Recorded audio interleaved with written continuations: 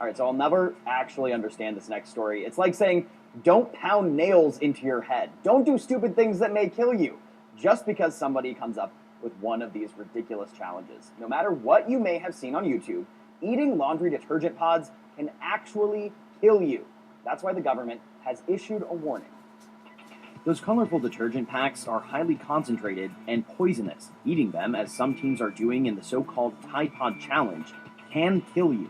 I'm thinking, why would you do that? Like, I get that you want views on the internet, but you might also die. So far this year, there's been a 20% jump in the calls to poison control centers from teens exposed to laundry pods. New Jersey Poison Center. Half of the 40 calls were because they were misused on purpose. This product, if it does get inhaled into the lungs, it's going to cause a collapse.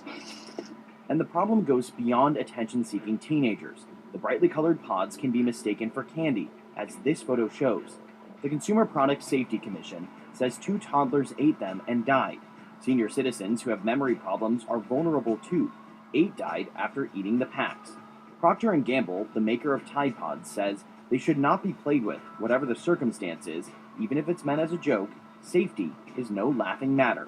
The new Tide Pods Child Guard zipper bag. Officials say they're working with manufacturers to reduce the dangers. We've worked diligently with industry, making the film on that packet even more tough so that it isn't as easy to puncture, and reducing the toxicity and the strength of the laundry detergents. Emily,